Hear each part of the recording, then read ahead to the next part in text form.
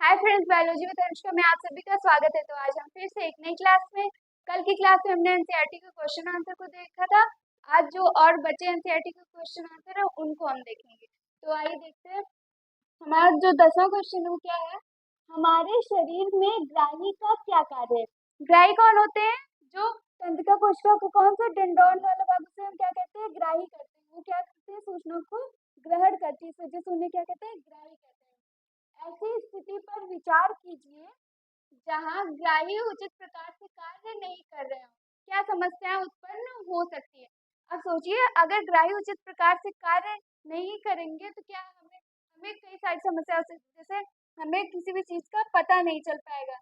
तो आप इसके आंसर को कैसे लिखेंगे, देखते हैं कि पर्यावरण से सभी सूचनाओं का ज्ञान कुछ विशेष तंत्रिका कोशिकाओं के विशिष्ट सिरों द्वारा होता है। विशिष्ट सिरे कौन होते हैं? जो डेंड्रॉन यानी कि तुम्राक्ष। ये ग्राही हमारे ज्ञानेंद्रियों में स्थित होते हैं। ज्ञानेंद्रिय कौन? ज्ञानेंद्रिय कौन कौन होती है? आँख, नाक, कान, जीभ और त्वचा। ये क्या है? इन्हें हम क्या संवेदी अंग भी कहते हैं। और ये ग्राही कहाँ पर होते हैं? इन्हीं में स्थित होते हैं। जैसे क्या? अंतिकर्ण, नाक, जीभ आदि। रस संवेदी ग्राही स्वाद का पता लगाते हैं, जबकि घ्राण ग्राही गंध का पता लगाते हैं। जहाँ ग्राही उचित प्रकार से कार्य नहीं करते, वहाँ सुनने, सूंघने, स्वाद संबंधी रस आदि का ज्ञान नहीं हो पाता है। अब हम आता है 11वां क्वेश्चन। क्या है? मधुमेह के कुछ रोगियों की चिकित्सा इंसुलिन का इंजेक्शन देकर क्यों की जाती है? तो मधुमेह के रोगियों को इंसुलिन का इंजेक्शन क्यों दिया जाता है? क्योंकि क्या होता है कि मधुमेह रोग होता है वो किसके? इंसुलिन हार्मोन की कमी से होता है। इस वजह से क्या है, जो इंसुलिन का इंजेक्शन देना पड़ता है। तो इसका आंसर कैसे लिखेंगे? मानव शरीर की अग्न्याशय ग्रंथि इंसुलिन हार्मोन का श्रावण करती है। ठीक, यह हार्मोन मानव के रुधिर में क्या करती है? शर्करा को नियंत्रित करती है। यदि अग्न्याशय ग्रंथि की क्रियाविधि में अनियमितता या व्यवधान से इंसुलिन हार्मोन का श्रावण उचित मात्रा में नहीं होता, यानी कि उसकी कमी हो जाती है, तो क्या होगा? रुधिर में वो जो शर्करा का स्तर क्या हो जाएगा? बढ़ जाएगा, एवं व्यक्ति क्या मधुमेह के रोग से ग्रस्त हो जाता है। अतः रुधिर में शर्करा के स्तर को नियंत्रित करने के लिए मधुमेह रोगी को इंसुलिन का इंजेक्शन दिया जाता है। तो अब हम आते हैं अगले क्वेश्चन पर। हमारा 12वां क्वेश्चन है, मेरु रज्जु आघात में किन संकेतों के आने में व्यवधान होगा? तो इसका उत्तर कैसे लिखेंगे कि मेरु रज्जु क्या तंत्रिकाओं की बनी होती है जो सोचने के लिए मस्तिष्क को सूचनाएं प्रदान करती है। सोचने में अधिक जटिल क्रियाविधि तथा तंत्रिका संबंध होते हैं।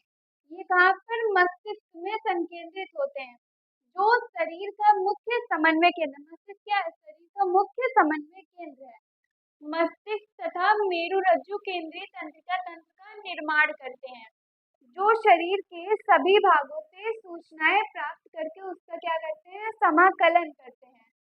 मेरुरज्जु आघात से इन सब संकेतों के मस्तिष्क तक आने में एवं उसके समाकलन में व्यवधान पड़ जाएगा तथा केंद्रीय तंत्रिका तंत्र अव्यवस्थित हो जाएगी। अब हमारा होता है 13वां क्वेश्चन। क्या है कि पादपों में रासायनिक समन्वय किस प्रकार होता है? तो पादपों में रासायनिक समन्वय किसके कारण होता है? पादप हार्मोन के कारण। और कैसे होता है? तो आइए देखते हैं। पादपों में तंत्रिका तंत्र का अभाव होता है, लेकिन विभिन्न जटिल कार्बनिक रासायनिक पदार्थ एक कोशिका से दूसरे कोशिका तक वितरित होते रहते हैं, जो पादपों में वृद्धि तथा विकास को नियंत्रित करते हैं। वे विशेष प्रकार के जटिल रासायनिक पदार्थ जो पादपों में वृद्धि तथा विकास को नियंत्रित करते हैं, उन्हें हम क्या कहते हैं? पादप हार्मोन कहते हैं। अब हमारा आता है 14वां क्वेश्चन। क्या? एक तंत्रिका कोशिका की संरचना बनाइए तथा इसके कार्यों का वर्णन कीजिए। तो इसका कार्य क्या है? तंत्रिका कोशिका शरीर में नियंत्रण एवं समन्वय हेतु तंत्रिका तंत्र का निर्माण करती है तथा शरीर में मुख्यतः वातावरणीय जो भी वातावरणीय सूचनाएं हमें मिलती है, क्या वातावरणीय सूचनाएं एवं उद्दीपनों के आवेगों का क्या करती है? संचरण करती है। और तंत्रिका कोशिका की संरचना जब मैंने आपको तंत्रिका कोशिका पढ़ाया तो वहां पर बनवाया हुआ था, तो आप वहां से बना लेंगे। अब हम आते हैं अगले क्वेश्चन पर। 15वां क्वेश्चन है, छुई मुई पादप में गति तरीके में क्या अंतर है। तो छुई मुई के पादप के जो पत्ती होते हैं वो क्या, जब उसको हम छूते हैं तो क्या दिखाते हैं, अनुक्रिया, जो जिसमें पादप में हम क्या कहते हैं, उनसे गति कहते हैं, वो किसी के द्वारा नियंत्रित नहीं होती है। लेकिन क्या होता है, हमारे टांग में जो उस गति का नियंत्रण किसके द्वारा, मस्तिष्क के द्वारा होता है। तो इसके उत्तर कैसे लिखेंगे, छुई मुई पादप की पत्तियां छूने पर मुड़ना प्रारंभ कर देती है तथा नीचे की ओर क्या हो जाती है, झुक जाती है। पत्तियां स्पर्श की अनुक्रिया से बहुत तेजी से गति करती हैं। इस गति का वृद्धि से कोई संबंध नहीं होता है। और जो हमारे टांग में होने वाली गति वो मानव मस्तिष्क के महत्वपूर्ण अंग क्या, अनुमस्तिष्क द्वारा नियंत्रित होती है, जो क्या ऐच्छिक क्रियाओं तथा शरीर को परिस्थिति तथा संतुलन के लिए उत्तरदायी होता है। अब हमारा था 16वां क्वेश्चन, ये क्या है, अनैच्छिक क्रियाएं तथा प्रतिवर्ती क्रियाएं एक दूसरे से किस प्रकार भिन्न है। तो अनैच्छिक क्रिया क्या होती है, अनैच्छिक क्रिया ऐसी क्रियाएं हैं जिस पर हमारा कोई नियंत्रण नहीं होता है। अनैच्छिक क्रिया पे क्या हमारा कोई नियंत्रण नहीं होता है, जैसे क्या हृदय स्पंदन, सांस लेने, इस पे क्या हमारा कोई नियंत्रण नहीं होता है। और जो कि अनैच्छिक क्रिया क्या मस्तिष्क द्वारा नियंत्रित होती है। और प्रतिवर्ती क्रिया क्या है, प्रतिवर्ती क्रिया एक ऐसी अनुक्रिया है जो किसी उद्दीपन के फलस्वरूप तीव्र गति से होती है, जैसे किसी गर्म वस्तु के स्पर्श से क्या हाथ हमारा हट जाता है। प्रतिवर्ती क्रिया का नियंत्रण मेरुरज्जु द्वारा होता है। अब हम आते हैं अगले क्वेश्चन पर। हमारा 17वां क्वेश्चन है, जंतुओं में नियंत्रण एवं समन्वय के लिए तंत्रिका तथा हार्मोन क्रियाविधि की तुलना तथा व्यतिरेक कीजिए। व्यतिरेक का मतलब होता है अंतर। तो हमने क्या लिखा है, एक साइड तंत्रिका क्रियाविधि और एक साइड क्या लिखा, हार्मोन क्रियाविधि। इसमें क्या है, इसमें तंत्रिका कोशिकाएं, तंत्रिका ऊतक, मस्तिष्क तथा मेरुरज्जु होते हैं। और इसमें क्या है, इसमें रासायनिक संदेश वाहक हार्मोन होते हैं।